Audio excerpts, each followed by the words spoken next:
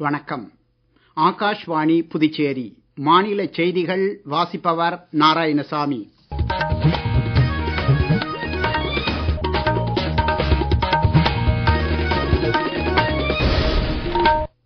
தலைப்புச் செய்திகள். இன்று ராணுவ தினத்தை ஒட்டி குடியரசுத் தலைவர் திருமதி திரௌபதி முர்மு, பிரதமர் திரு நரேந்திர மோடி ஆகியோர் ராணுவத்தினர் மற்றும் முன்னாள் ராணுவத்தினருக்கு வாழ்த்து தெரிவித்துள்ளனர். இந்தியா வளர்ச்சி நோக்கத்துடன் செயல்பட்டு வருகிறதே தவிர நிலப்பரப்பை விஸ்தரிக்கும் எண்ணத்துடன் அல்ல என்று பிரதமர் திரு நரேந்திர மோடி கூறியுள்ளார். மத்திய கல்வி அமைச்சர் திரு தர்மேந்திர பிரதான் இன்று புதுடில்லியில் 3ஆம் கட்ட காசி தமிழ்ச் சங்கமம் விழாவிற்கான அறிவிப்பை வெளியிட்டு இதற்கான அதிகாரப்பூர்வ இணையதளத்தை தொடக்கி வைத்தார். காரைக்காலில் மாவட்ட நிர்வாகமும் பல்வேறு அரசு துறைகளும் இணைந்து ஏற்பாடு செய்துள்ள காரைக்கால் கார்னிவல் விழா மற்றும் மலர் கண்காட்சி நாளை தொடங்க உள்ளது. இனி விரிவான செய்திகள்.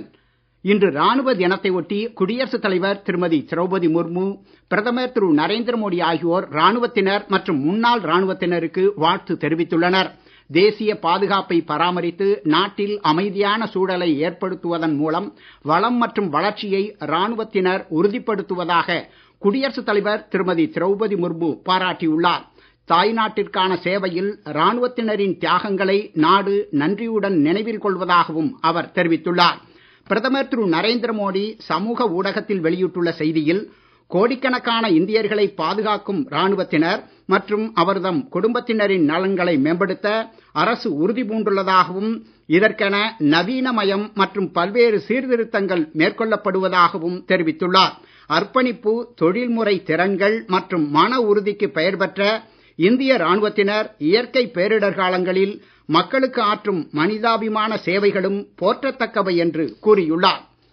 இந்தியா வளர்ச்சி நோக்கத்துடன் செயல்பட்டு வருகிறதே தவிர நிலப்பரப்பை விஸ்தரிக்கும் எண்ணத்துடன் அல்ல என்று பிரதமர் திரு நரேந்திர மோடி கூறியுள்ளார். மும்பையில் இன்று கடற்படை தளத்தில் நடைபெற்ற நிகழ்ச்சியில் INS சூரத், INS நீலகிரி உட்பட 3 முன்னணி போர்க்கப்பல்களை கடற்படையின் பயன்பாட்டிற்கு அர்ப்பணித்து வைத்து பேசிய அவர், இந்தோ பசிபிக் பிராந்தியத்தை அனைத்து நாடுகளுக்கான வளமான, பாதுகாப்பான, திறந்த நிலை பிராந்தியமாக பராமரிப்பதே இந்தியாவின் நீண்டகால நிலைப்பாடு என்றார். பிரதமரின் உரையில் இடம்பெற்ற மேலும் சில தகவல்கள். இந்திய பெருங்கடல் பிராந்தியத்தில் எந்த ஒரு பிரச்சனைக்கும் தீர்வு காண்பதில் முதல் நாடாக இந்தியா நிற்பதாக பிரதமர் கூறினார். தேசிய மற்றும் சர்வதேச அளவிலான பல்வேறு கப்பல்களை இந்தியா பாதுகாத்து நூற்றுக்கணக்கிலான உயிர்களை காப்பாற்றி இருப்பதால் இந்தியா மீதான உலகின் நம்பிக்கை அதிகரித்து இருப்பதாகவும் அவர் தெரிவித்தார். கடல் பரப்பை கப்பல் போக்குவரத்துக்கு ஏற்றதாகவும் கப்பல் துறையின் வளர்ச்சிக்கு ஏற்றதாகவும் பராமரிக்கும் அதேவேளை மீன்வளம் உள்ளிட்ட கடல்சார் இயற்கை ஆதாரங்களின் தவறான பயன்பாட்டை தடுக்க வேண்டியதும் அவசியம் என்று அவர் வலியுறுத்தினார். இன்று ஒரே சமயத்தில் நீர்மூழ்கி கப்பல் உட்பட 3 வகை கப்பல்கள் பயன்பாட்டிற்கு வருவதால் இன்றைய தினம் இந்தியாவின் கடல்சார் பாரம்பரியத்திலும் இந்திய கடற்படையின் மகத்தான வரலாற்றிலும் பெருமைக்குரிய நாளாகும் என்று பிரதமர் கூறினார். கடந்த 10 ஆண்டுகளாக இந்தியாவின் பாதுகாப்பு துறையில் மேற்கொள்ளப்பட்டு வரும் சுயசார்பு இயக்கத்திலும் இன்றைய தினம் முக்கிய நாளாக அமைந்திருப்பதாக அவர் தெரிவித்தார். இந்தியாவின் பாதுகாப்பு உற்பத்தி 1.25 லட்சம் கோடி ரூபாயை தாண்டி அதிகரித்து இருப்பதாகவும், தற்போது இந்தியா 100க்கும் மேற்பட்ட நாடுகளுக்கு ஆயுதங்களை ஏற்றுமதி செய்து வருவதாகவும் அவர் கூறினார்.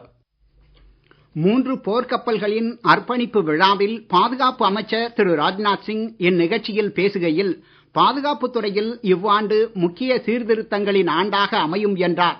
மகாராஷ்டிர ஆளுநர் திரு CP ராதாகிருஷ்ணன், முதலமைச்சர் திரு தேவேந்திர பட்னவிஸ் உள்ளிட்டவர்களும் நிகழ்ச்சியில் கலந்து கொண்டனர். திருவள்ளுவர் தினமான இன்று பிரதமர் திரு நரேந்திர மோடி தெய்வப் புலவர் திருவள்ளுவருக்கு புகழாரம் சூட்டியுள்ளார். திருவள்ளுவரின் திருக்குறள் தமிழர் பண்பாடு மற்றும் தத்துவ மரபுகளின் சாரத்தை வெளிப்படுத்தும் விதத்தில் அமைந்திருப்பதாக சமூக ஊடக பதிவு ஒன்றில் பிரதமர் கூறியுள்ளார். திருவள்ளுவரின் போதனைகள் அறம், கருணை மற்றும் நீதியை வலியுறுத்துவதாக அவர் தெரிவித்துள்ளார். காலம் கடந்து நிற்கும் திருவள்ளுவரின் திருக்குறள் மக்களுக்கான உணர்வூக்க சுடராகவும் பல்வேறு பிரச்சனைகளுக்கு ஆழ்ந்த அகப்பார்வை வழங்குவதாகவும் அமைந்திருப்பதாக பிரதமர் கூறியுள்ளார். திருவள்ளுவர் தினம் இன்று புதுச்சேரியில் அரசு சார்பில் கொண்டாடப்பட்டது. புதிய பேருந்து நிலையம் அருகே உள்ள திருவள்ளுவர் சிலைக்கு துணைநிலை ஆளுநர் திரு கைலாஷ்நாதன் மாலை அணிவித்து மரியாதை செலுத்தினார். முதலமைச்சர் திரு ரங்கசாமி, சட்டப்பேரவை தலைவர் திரு R. செல்வம், அமைச்சர்கள் மற்றும் சட்டமன்ற உறுப்பினர்கள் உடன் இருந்தனர். நீங்கள் கேட்டுக்கொண்டிருப்பது மாநில செய்திகள். ஆகாஷ்வாணி செய்திகளை நேயர்கள் உடனுக்குடன் தெரிந்து கொள்ள எமது புதுச்சேரி மண்டல செய்திப் பிரிவின் சமூக ஊடகங்களான @airnews_புதுவை என்ற எக்ஸ் பக்கத்தையும், all India radio news Puducherry என்ற Facebook பக்கத்தையும், @RNU புதுச்சேரி என்ற யூடியூப் சேனலையும் அணுகலாம். எமது டெல்லி ஆகாஷ்வாணி செய்திப் பிரிவின் NST சமூக ஊடகங்களான @airnews_alerts என்ற எக்ஸ் பக்கத்தையும், ஆல் இண்டியா ரேடியோ நியூஸ் என்ற Facebook பக்கத்தையும், airnews_alerts என்ற இன்ஸ்டாகிராம் தளத்தையும், news on air official YouTube சேனலையும், நியூஸ் ஆன் ஏர் செயலி மற்றும் இணையதளத்தையும் அணுகலாம்.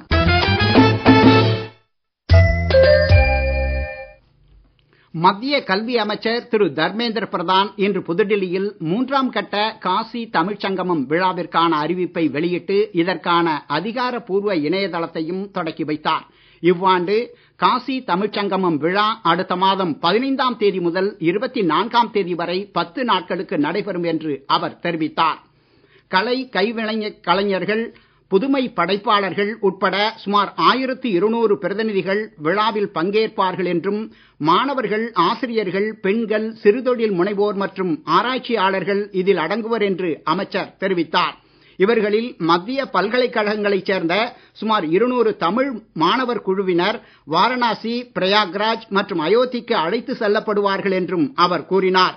இவ்வாண்டு காசி தமிழ்ச் சங்கமம் விழா சித்த மருத்துவத்திற்கும் பழந்தமிழ் இலக்கியத்திற்கும் அகஸ்திய முனிவர் ஆற்றிய முக்கிய பங்களிப்புகளை போற்றும் வகையில் அமைய உள்ளது.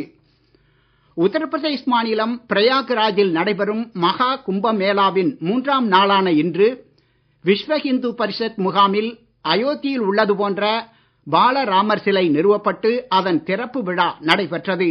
2ஆம் நாளான நேற்று மகர சங்கராந்தி நாளில் 4 கோடிக்கும் மேற்பட்டோர் புனித நீராடியதாகவும் அங்குள்ள எமது நிருபர் தெரிவிக்கிறார். மகா கும்பமேளாவின் 2ஆம் நாளான நேற்று மகர சங்கராந்தி தினத்தில் 4 கோடிக்கும் அதிகமான யாத்ரீகர்கள் புனித நீராடினர். பல்வேறு மடாலயங்களின் மடாதிபதிகள் அலங்கரிக்கப்பட்ட வாகனங்களில் அமர்ந்தும் வாள் சூலம் ஏந்திய அகோரிகளின் ஊர்வலமும் நேற்று நடைபெற்றது. ராமாயண மகாபாரத இதிகாசங்களின் சொற்பொழிவுகளும் பஜனைகளும் பல்வேறு முகாம்களில் நள்ளிரவு வரை நடைபெற்றன. பல்வேறு ஆசிரமங்கள் மற்றும் மடங்கள் சார்பில் நூற்றுக்கணக்கான அன்னதான பந்தல்கள் அமைக்கப்பட்டு யாத்ரீகர்களுக்கு நாள் முழுவதும் அன்னதானம், பிஸ்கட், தேநீர் உள்ளிட்டவை இலவசமாக விநியோகிக்கப்படுகின்றன. குடிநீருக்கான ATMகள் நிறுவப்பட்டு தானியங்கி முறையில் ₹1 1 லிட்டர் குடிநீர் விநியோகிக்கப்படுகிறது. ஆகாஷ்வாணி செய்திகளுக்காக மகா கும்பமேளாவில் இருந்து கிருஷ்ணமூர்த்தி ராமசுப்ரமணியன். காரைக்காலில் மாவட்ட நிர்வாகமும் புதுச்சேரி அரசின் கலை பண்பாட்டுத்துறை, சுற்றுலாத்துறை மற்றும் வேளாண் துறையும் இணைந்து ஏற்பாடு செய்துள்ள காரைக்கால் கார்னிவல் விழா மற்றும் மலர் கண்காட்சி நாளை முதல் வரும் 19ஆம் தேதி வரை நடைபெற உள்ளது. விழா நடைபெறவுள்ள காரைக்கால் விளையாட்டு மைதானத்தை குடிமைப்பொருள் வழங்குத்துறை அமைச்சர் திரு PRN திருமுருகன் இன்று நேரில் பார்வையிட்டு ஆய்வு செய்தார்.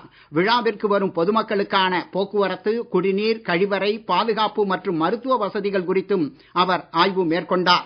மாவட்ட ஆட்சியர் திரு அர்ஜுன் ராமகிருஷ்ணன், முதுநிலை காவல்துறை கண்காணிப்பாளர் திருமதி லட்சுமி சௌஜன்யா மற்றும் இதர அதிகாரிகள் உடன் இருந்தனர். காரைக்கால் கார்னிவல் விழாவை ஒட்டி TR பட்டினம் பிப்டிக் மைதானத்தில் இன்று நடைபெற்ற கிரிக்கெட் போட்டிகளையும் முன்னதாக அமைச்சர் தொடக்கி வைத்தார். சட்டமன்ற உறுப்பினர் திரு நாக தியாகராஜன் மற்றும் அதிகாரிகள் நிகழ்ச்சியில் கலந்து கொண்டனர். காரைக்கால் கார்னிவல் விழா குறித்து மேலும் சில தகவல்கள்.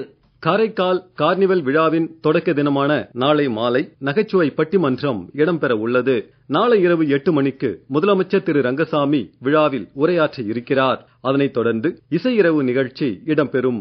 வரும் 17ஆம் தேதி வெள்ளிக்கிழமை மாலை நாட்டுப்புற இசை உள்ளிட்ட நிகழ்ச்சிகளும், 18ஆம் தேதி சனிக்கிழமை இசை இரவு நிகழ்ச்சியும் இடம்பெற உள்ளன.